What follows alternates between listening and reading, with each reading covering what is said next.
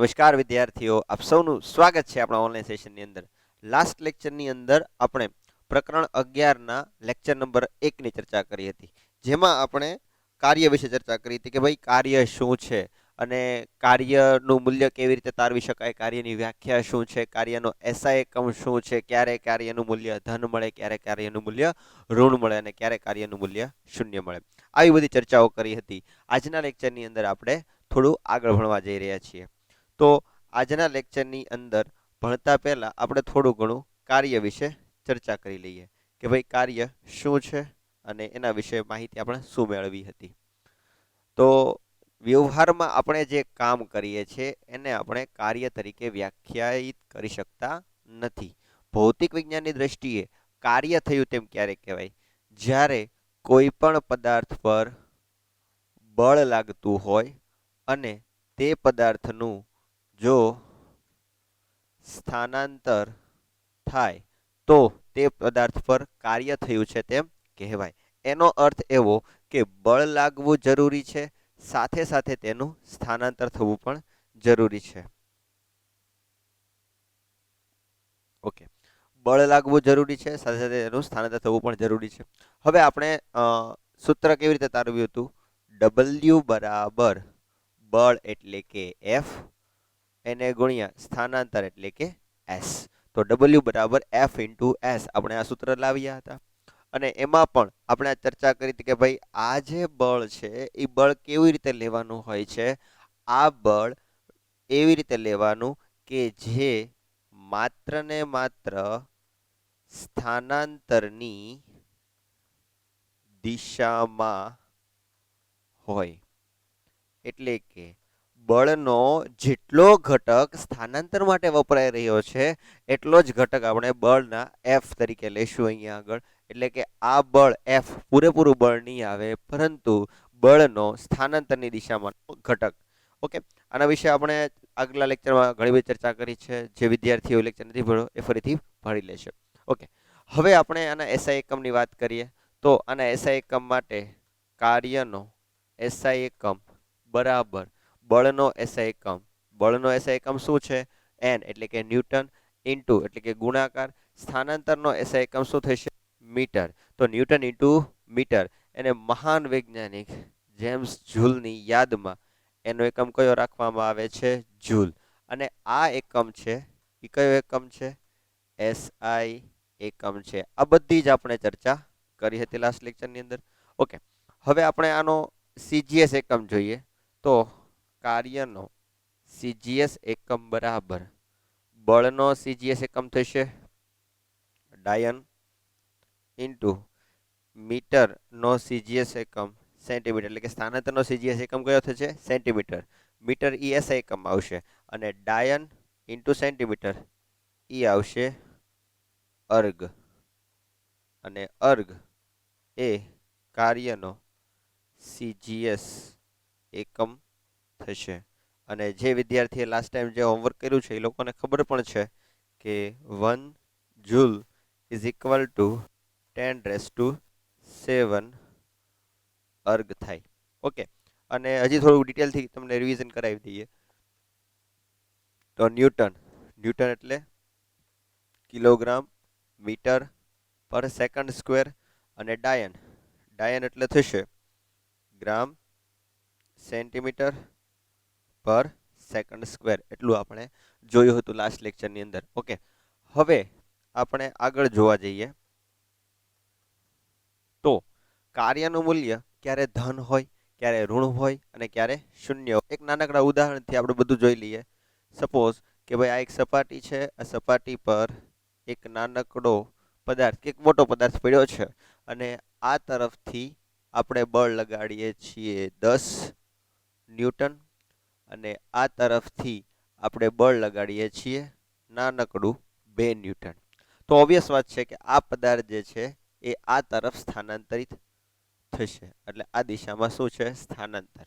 આપણે એવું ભણી ગયા કે જ્યારે બળ અને સ્થાનાંતર વચ્ચેનો ખૂણો 0 ડિગ્રી હોય ત્યારે કાર્યનું મૂલ્ય કેવું મળે છે? ધન. અહીંયા આગળ આ પહેલું બળ છે એને દર્શાવી દઈએ F1 વડે, બીજું બળ છે એને દર્શાવી દઈએ F2 વડે.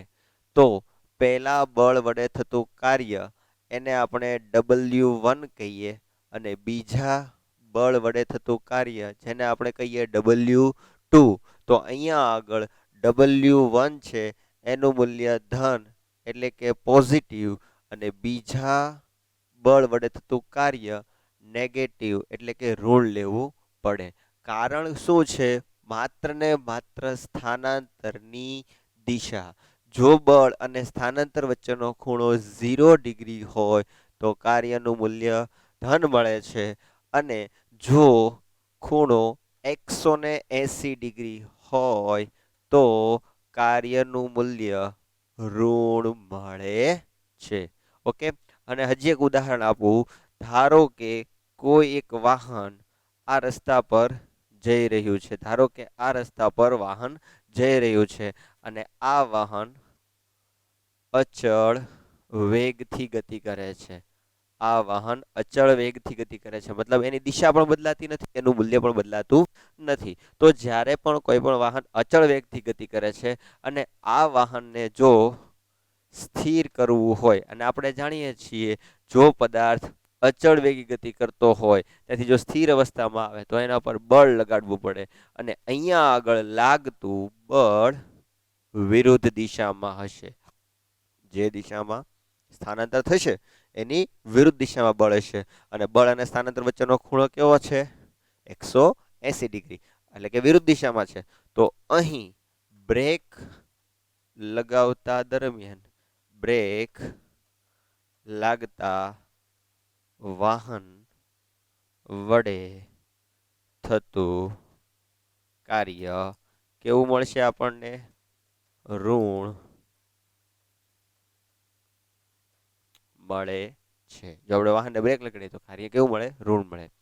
છેલ્લું ઉદાહરણ કે ભાઈ બળ અને સ્થાનાંતર જો એકબીજાને લંબ હોય એટલે કે પરપેન્ડિક્યુલર હોય. સર પરપેન્ડિક્યુલર એટલે શું? બળ અને સ્થાનાંતર એકબીજાને કેવા છે? લંબ છે. તો અહીં આપણે કોઈ કાર્ય થતું નથી. ફોર એક્ઝામ્પલ આ ઉપરનું ઉદાહરણ સમજી લો. આ દળ છે, એમ દળનો પદાર્થ છે. હવે દળ ઉપર ગુરુત્વાકર્ષણ બળના કારણે mg જેટલું ગુરુત્વાકર્ષણ બળ લાગે છે. ચેપ્ટર 10 માં આપણે અભ્યાસ કરીએ. હવે ગુરુત્વાકર્ષણ બળ વડે થતું કાર્ય તો એના વડે થતું કાર્ય 0 જૂલ છે. સર એમ કઈ રીતે કહી શકો? સિમ્પલ લોજિક સમજો. અહીં ગુરુત્વાકર્ષણ બળ લાગે છે અધો દિશામાં, સ્થાનાંતર થાય છે સમક્ષિત દિશામાં. સમક્ષિત દિશા અને અધો દિશા કેવી છે? એકબીજાને લંબ. અને લંબ હોય એટલે ખૂણો કેટલા ડિગ્રી હોય? 90 ડિગ્રી હોય. અને આપણે થોડીક વાર પહેલા જ કીધું કે જો બળ અને સ્થાનાંતર વચ્ચેનો ખૂણો 90 ડિગ્રી હોય તો કોઈ કાર્ય થતું નથી. ટૂંકમાં કહું તો આ લેક્ચર આપણે લાસ્ટ લેક્ચરમાં જોયું હતું, આ ખાલી માત્ર ને માત્ર રિવિઝનના પર્પઝથી છે. જો તમે સમજશો તો આજનો લેક્ચર ભણવાની ખૂબ મજા આવશે. ઓકે, તો ચલો આપણે આગળ જોઈએ, કારણ કે આ બધું તમે નોટ ડાઉન કરી દીધેલું છે. હવે જઈએ આગળ. ઓકે, હવે સૌથી પહેલા તો એક શબ્દ સમજી લઈએ, ઉર્જા. ઉર્જા એટલે શું થાય? તો યાદ રાખજો, કાર્ય કરવાની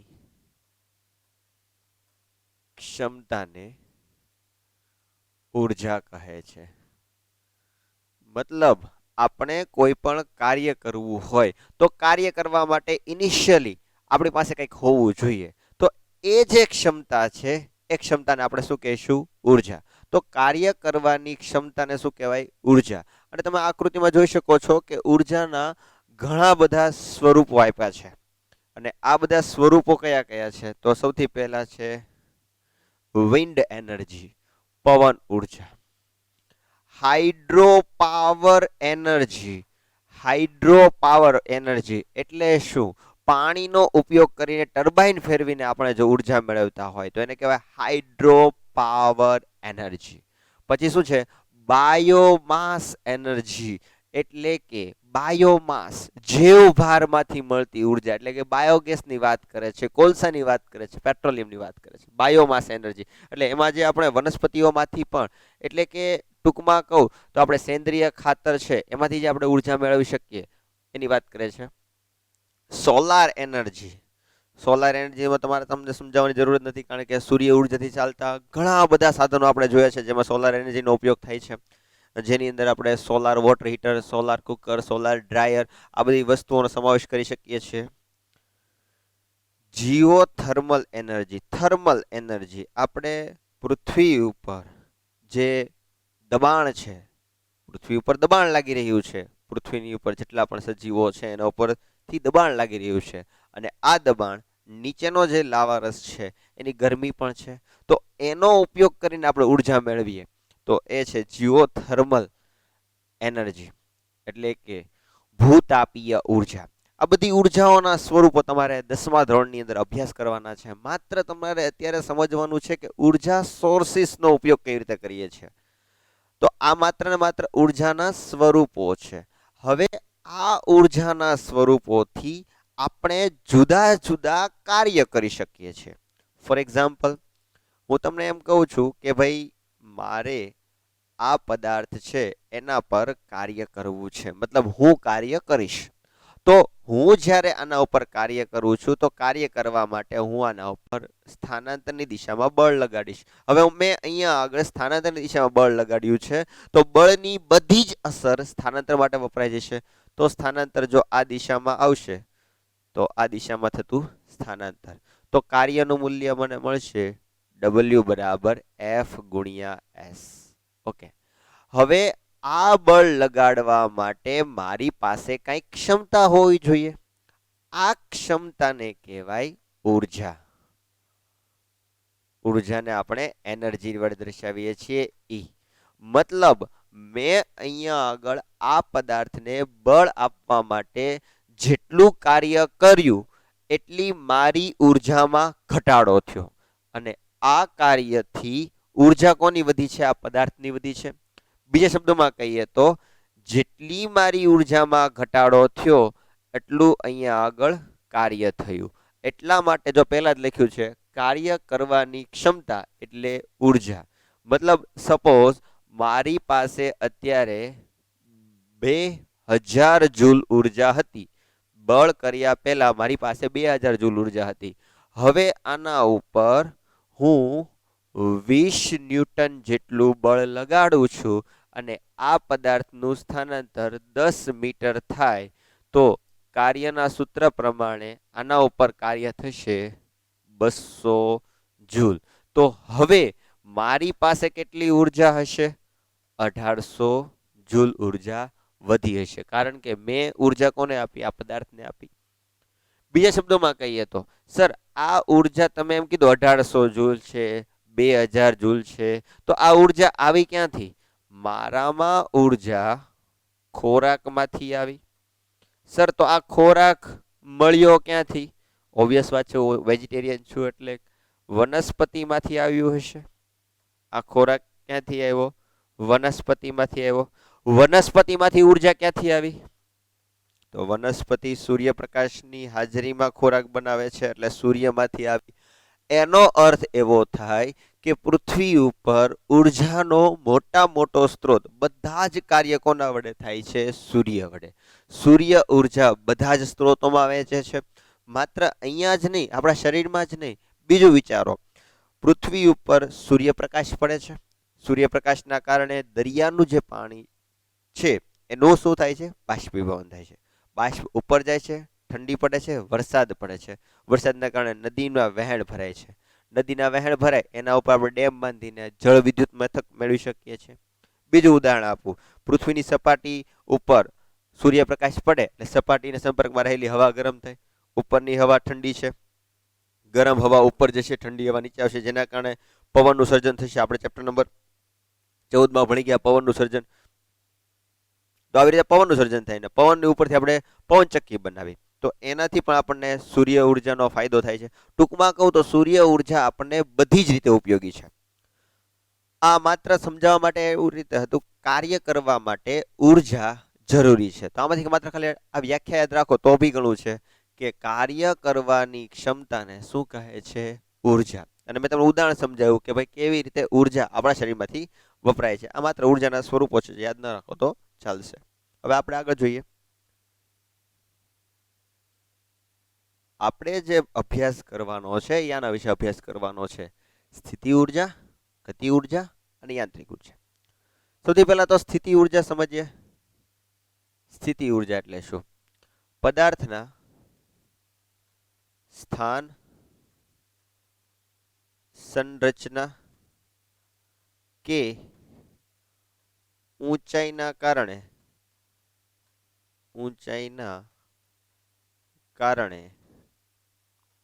કાર્ય કરવાની ક્ષમતાને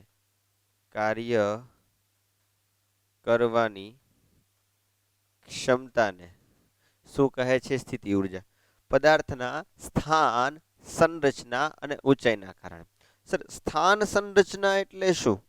ઉદાહરણ તરીકે કોઈ એક દડો છે એ ઢાળ ઉપર પડ્યો છે, ઓબ્વિયસ વાત છે, એ નીચે આવવાનો જ છે, ગબડવાનો જ છે. ગબડશે એટલે ઓટોમેટિક એના ઉપર ગુરુત્વાકર્ષણ બળ લાગ્યું, જેના કારણે નીચે આવે છે, સ્થાનાંતર કરે છે. બળ લાગ્યું, સ્થાનાંતર થયું એટલે કાર્ય તો થવાનું જ છે. અને કાર્ય થાય એટલે કાર્ય કરવા માટે શું જશે? ઉર્જા. અને એ ઉર્જા કઈ છે? સ્થિતિ ઉર્જા. બીજી વાત કરીએ સંરચના. સર, સંરચનાનું ઉદાહરણ આપો. નાના છોકરાના રમકડા તમે બધા જોયા હશે, ચાવી વાળા રમકડા હોય. આમ ચાવી પૂરો એટલે અંદર એક ધાતુની પટ્ટી હોય, એ પટ્ટી આમ વીંટાય, જેના કારણે તમે જે ઉર્જા વાપરો એ ઉર્જા અંદર સ્ટોર થાય, અને એ સ્પ્રિંગ હોય, અને સ્પ્રિંગના કારણે રમકડું પછી કામ કરે. તો એ શું થયું? સંરચના થયું. બીજું તમને ખબર હોય તો આપણે જાણીએ છીએ કે ધનુષ હોય તો ધનુષની અંદર પેલા બાણ લગાડવાનું, અને પછી એની જે દોરી હોય એને પણછ કહેવાય.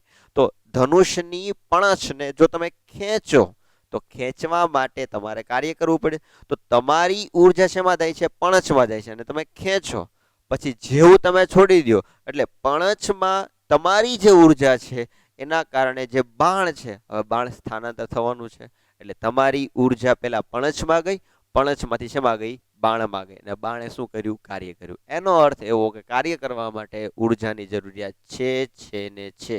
અને કાર્ય તો જ થાય જો તમારી પાસે ઉર્જા હોય. અને હવે જે ભણવાનું છે, ઊંચાઈના કારણે કાર્ય કરવાની ક્ષમતાને કહેવાય સ્થિતિ ઉર્જા.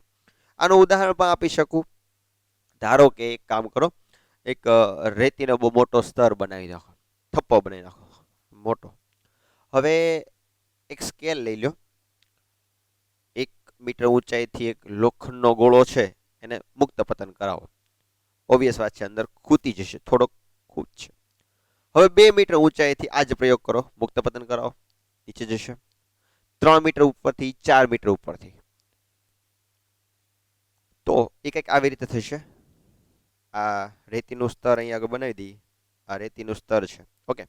અને આ 1 મીટર ઊંચાઈથી, 2 મીટર, 3 મીટર અને 4 મીટર ઊંચાઈથી. પહેલા જ્યારે 1 મીટર ઊંચાઈથી કોઈ પણ દડાને મૂકીએ તો એ દડો કંઈક આવી રીતે ખૂંચશે, એટલો ભાગ એનો રેતીમાં ખૂંચવાનો છે. હવે જો 2 મીટર ઊંચાઈથી ફેંકીએ તો એ કંઈક આવી રીતે જશે, થોડોક વધારે ભાગ છે એ ખૂંચશે.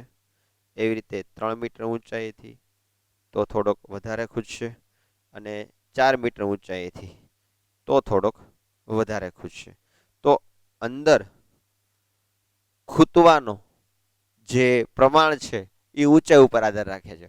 તો ઊંચાઈ જેમ જેમ બદલાય છે એમ એમ પદાર્થનું સ્થાનાંતર બદલાય છે, કાર્ય અલગ થાય છે. તો એના કારણે જે સ્થિતિ ઉર્જા છે એ છે ગુરુત્વીય સ્થિતિ ઉર્જા. અને આપણા અભ્યાસક્રમમાં માત્ર ને માત્ર ગુરુત્વીય સ્થિતિ ઉર્જા છે, જે આપણે આવતા લેક્ચરની અંદર અભ્યાસ કરશું. આજના લેક્ચરની અંદર આપણે અભ્યાસ કરવાનો છે ગતિ ઉર્જા વિશે, કે ભાઈ ગતિ ઉર્જા શું છે. ઓકે, ગતિ ઉર્જા શું છે? તો ગતિ ઉર્જાની વ્યાખ્યા લખીએ. પદાર્થની ગતિના કારણે પદાર્થમાં રહેલી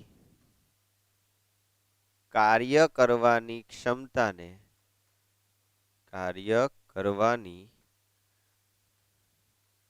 ક્ષમતાને પદાર્થની ગતિ ઉર્જા કહે છે. પદાર્થમાં એની કાર્ય કરવાની ક્ષમતા, પણ કોના કારણે? ગતિના કારણે. સપોઝ કે કોઈ એક દડો છે અને આ દડો આવી રીતે ગબડી રહ્યો છે અને આ દિશામાં ગતિ કરી રહ્યો છે. હવે અહીંયા આગળ એક હું પાણીની બોટલ રાખું છું, સમજો. અહીંયા મેં શું રાખ્યું છે? પાણીની બોટલ રાખી છે. હવે પાણીની બોટલ ઉપર આ દડો જ્યારે અથડાય ત્યારે આ દડા વડે પાણીની બોટલ ઉપર કંઈક કાર્ય થશે, જેના કારણે પાણીની બોટલ પડી જશે. તો અહીંયા આગળ જે બળ લાગ્યું એ કોના કારણે લાગ્યું છે? આના ગતિના કારણે. ગતિના કારણે કાર્ય કરવાની ક્ષમતા એને કહેવાય ગતિ ઉર્જા. અને છેલ્લી છે યાંત્રિક ઉર્જા.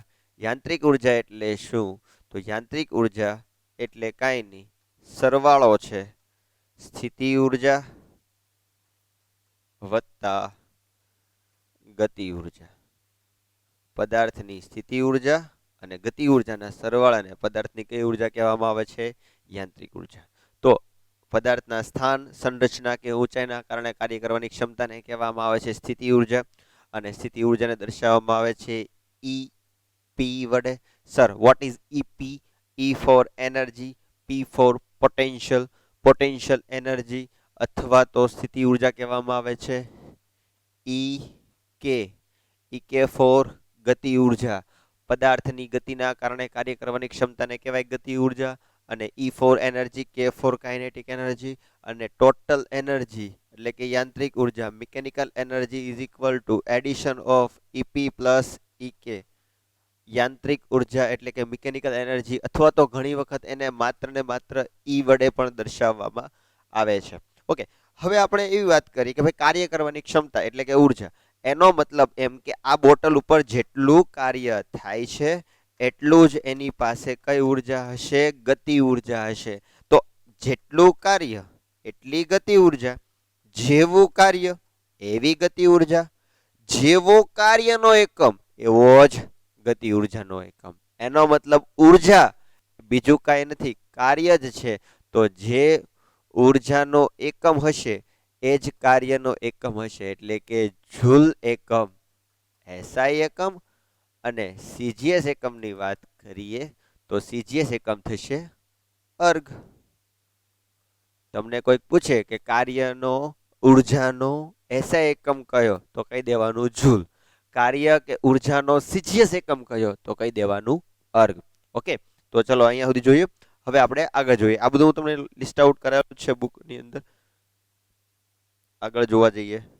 એક પ્રયોગ છે નાનકડો, અને જેનાથી આપણે ગતિ ઉર્જાનો કન્સેપ્ટ સમજવાનો છે. હવે આ તમને સિમ્પલ મિકેનિઝમ તો દેખાય જ છે કે ભાઈ એક નાનકડો એક પદાર્થ છે અને એ દોરી બાંધેલી છે, એક નાનકડું વેઇટ સી ઉપર મૂક્યું છે. હવે શું કરું? અહીંયા આગળ એક અટકાયત માટે એક પદાર્થ મૂકી દઉં છું, એક નાનકડો પદાર્થ કે જેના કારણે આથડે એટલે ઊભું રહી જાય. હવે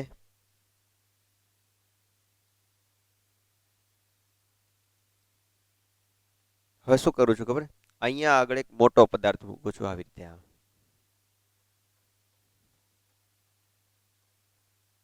આ મોટો પદાર્થ આવી રીતે મૂક્યો છે.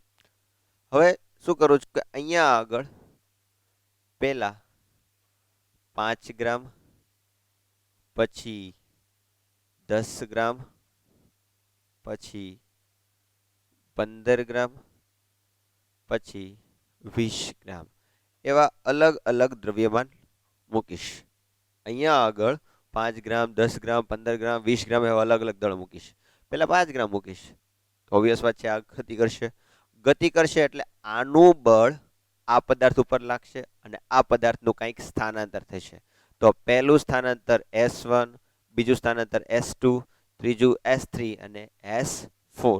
જેટલું દળ છે એના કારણે બળ મળશે. તો પહેલું બળ F1, F1 બરાબર શું થશે mg, g તો અચળ છે, m બરાબર પહેલા કેટલા મૂકવાના 5 ગ્રામ, તો 5 ગ્રામનું તમને શું મળશે બળ મળશે, અને અહીંથી મળશે સ્થાનાંતર, એ બેનો ગુણાકાર કરશો તમને મળશે કાર્ય. પછી બીજા માટે શું મૂકવાનું m2 મૂકવાનું. તો અલગ અલગ પદાર્થ માટે જે સ્થાનાંતર છે એ સ્થાનાંતર વધતા જશે.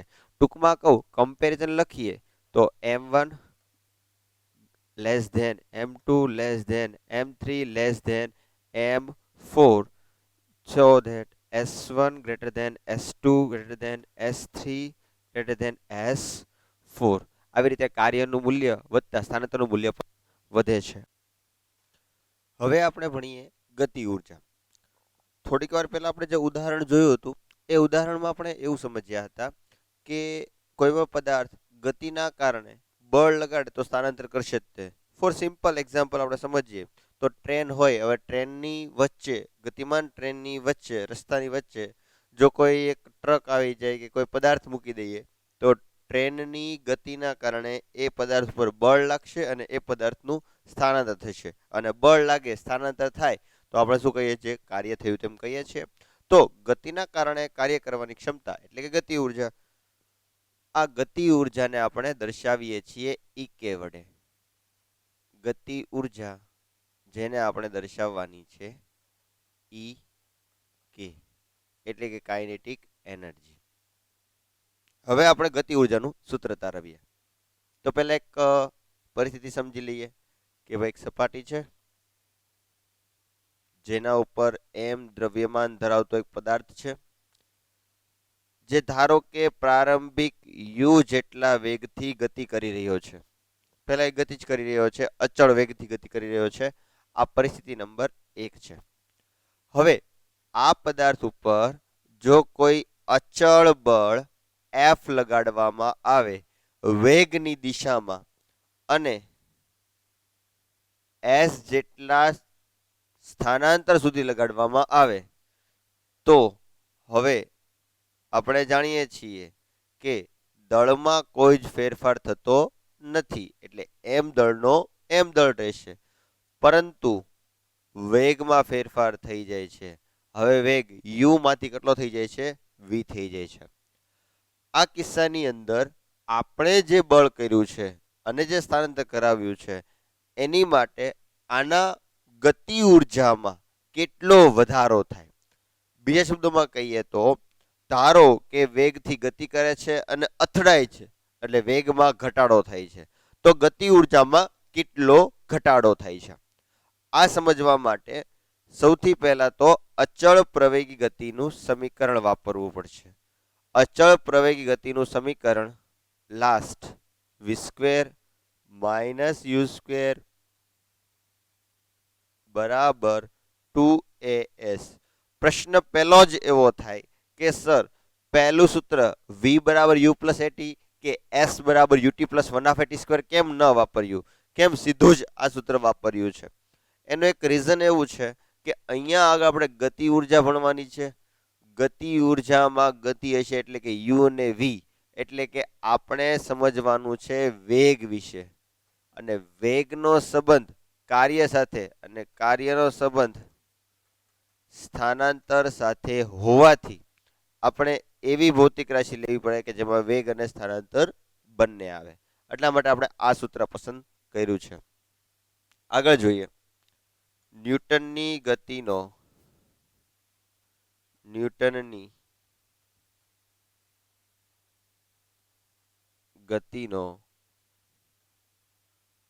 બીજો નિયમ આપણને શું કહે છે?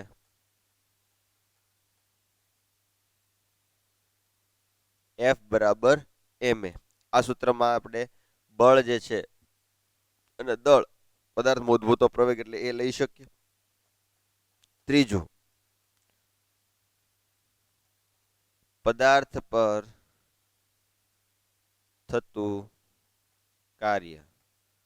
પદાર્થ પર થતું કાર્ય દર્શાવવા માટે આપણે લખીશું W બરાબર F ગુણ્યા S.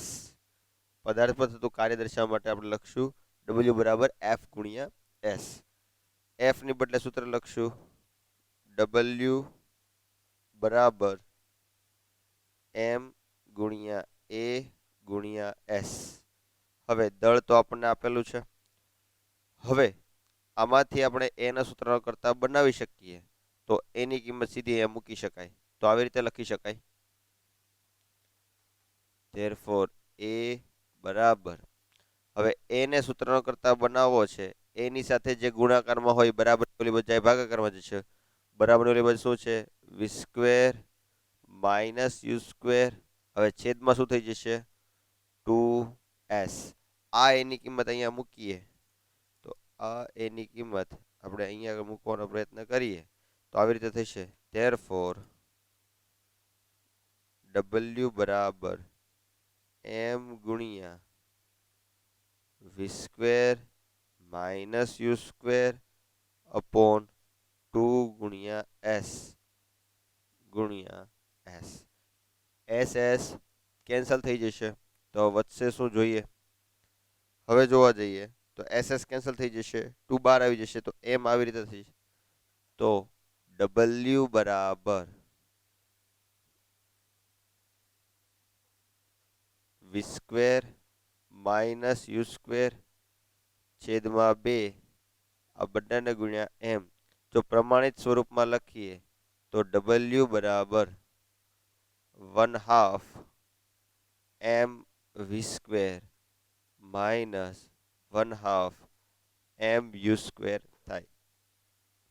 આ 2 ને આપણે બંનેને છેદમાં આપી શકીએ તો 1/2 એમ અંદર ગુણાઈ જાય તો M V square minus M U square. અને અહીંયા આગળ જે કાર્ય થાય છે એ કાર્ય બીજું કાંઈ નથી પરંતુ એની ગતિ ઉર્જા છે. એટલે આપણે લખી શકીએ કે ઈ કે બરાબર 1/2 M V square minus 1/2 M U square. તો આ છે ગતિ ઉર્જાનું સૂત્ર. મતલબ જો પદાર્થ યુ વેગમાંથી વી વેગ પ્રાપ્ત કરે તો તેની ગતિ ઉર્જામાં થતો વધારો અથવા તો ઘટાડો કેટલો થશે એ આ સૂત્ર પરથી શોધી શકાય. ફોર એક્ઝામ્પલ, અહીંયા આગળ યુ વેગમાંથી વી વેગ થાય છે અને વી ગ્રેટર ધેન યુ છે, મતલબ ગતિ ઉર્જામાં શું થાય છે? વધારો થાય છે. તો આ વધારો શા માટે થાય? કારણ કે બળ એના ઉપર કરવામાં આવે છે, સ્થાનાંતરની દિશામાં બળ થાય છે, કાર્યનું મૂલ્ય ધન મળે છે, કાર્ય વધે, ગતિ ઉર્જા વધે. તો ગતિ ઉર્જામાં કેટલો વધારો થાય છે એ ગણવા માટે આ સૂત્ર વાપરી શકાય. બીજું એક્ઝામ્પલ સમજીએ કે યુ વેગથી ગતિ કરે છે અને સ્થાન ઉપર કે રસ્તા ઉપર ગતિપથ ઉપર કોઈ અવરોધ આવે છે તો એના કારણે વેગમાં ઘટાડો થાય છે. કેટલો ઘટાડો થશે એ પણ આ સૂત્ર ઉપરથી શોધી શકાય. તો આ સૂત્ર ઉપરથી ગતિ ઉર્જામાં થતો ફેરફાર મળે છે. ગતિ ઉર્જામાં થતો ફેરફાર મળે છે જે પદાર્થ પર થતા કાર્ય બરાબર હોય છે. પણ સર ગતિ ઉર્જા હશે કેટલી? ધારો કે એ પદાર્થ યુ જેટલા વેગથી પહેલા ગતિ કરતો હતો અથવા તો વી જેટલા વેગથી ગતિ કરતો હતો તો ત્યારે એની ગતિ ઉર્જા હશે કેટલી? તો એ શોધવા માટે આપણે પ્રારંભિક વેગને 0 લઈ લઈએ. એટલે કે ધારી લઈએ કે પ્રારંભમાં પદાર્થ કેવો હતો? સ્થિર હતો. તો આ જ સૂત્ર કંઈક આવી રીતે થઈ જશે. Therefore, E k is equal to 1/2 mv square. Sir કેમ mv સ્ક્વેર જ આવ્યું? કારણ કે u બરાબર 0 તો u નો સ્ક્વેર બરાબર પણ 0, એનો ગુણાકાર પણ 0 થાય, આખું પદ સરળ થઈ જશે 0. તો ગતિ ઉર્જાનું સૂત્ર થાય Ek is equal to 1/2 mv square. આમાં એકમ મેળવવા જઈએ તો આમ તો જૂલ જ હશે પણ છતાં આપણે જોઈ લઈએ. 1/2 અચળ સંખ્યાનો કોઈ એકમ હોતો નથી. દળનો એસઆઈ એકમ હોય છે કેજી એટલે કે કિલોગ્રામ. વેગનો એસઆઈ એકમ હોય છે મીટર પ્રતિ સેકન્ડ. પણ એનો સ્ક્વેર હોવાથી એનો આપણે શું લખવો પડશે? સ્ક્વેર લખવો પડશે.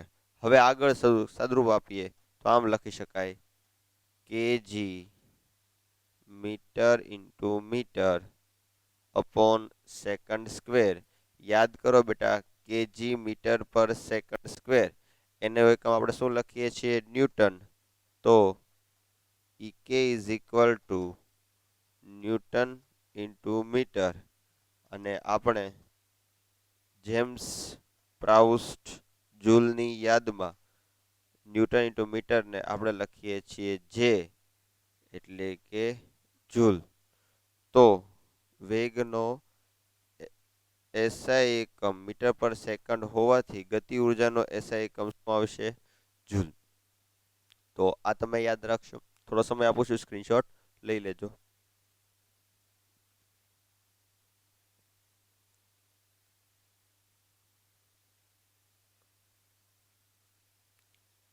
ઓકે, હવે આપણે ગતિ ઉર્જાના થોડા ઘણા દાખલા જોઈએ અને પછી આપણે લેક્ચર પૂરો કરીએ.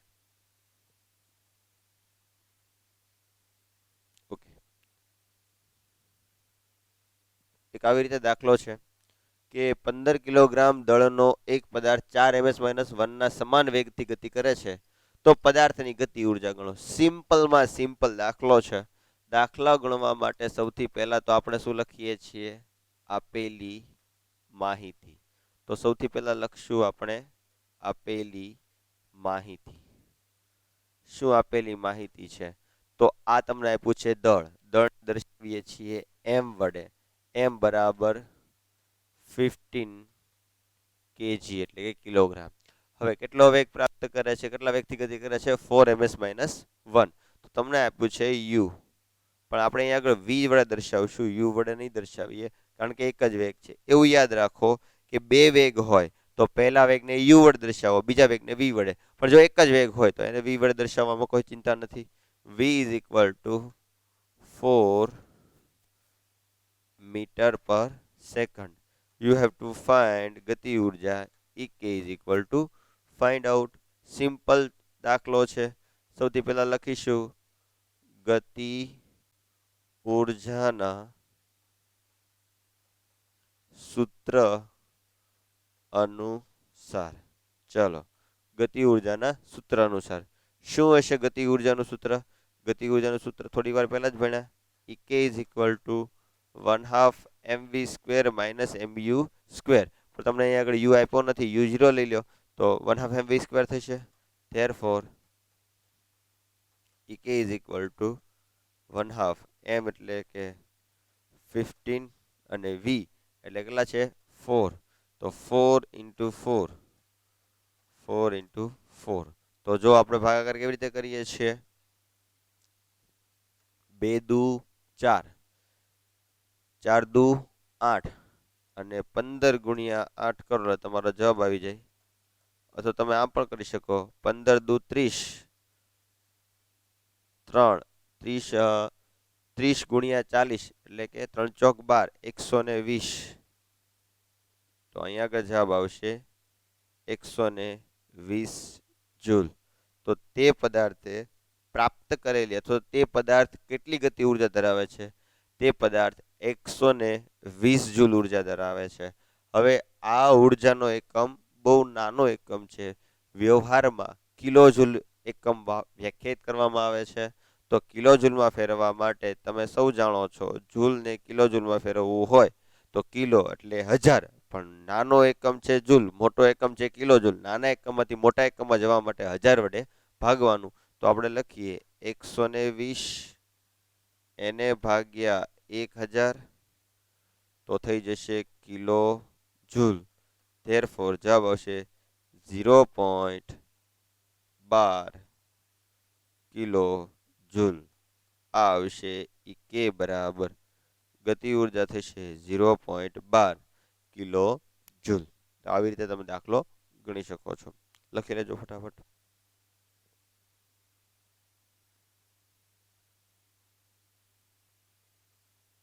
ઓકે, હવે આપણે આજનો છેલ્લો દાખલો જોઈએ.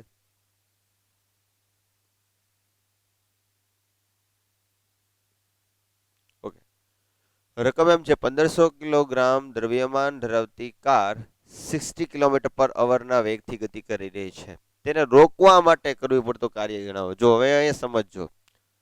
અહીંયા આગળ તમને બે વેગ આપવામાં આવ્યા છે. સૌથી પહેલા તો આપણે શું લખીએ છીએ? આપેલી માહિતી. તો આપણે આપેલી માહિતી લખશું એટલે ખ્યાલ આવશે. સૌથી પહેલા લખીએ આપેલી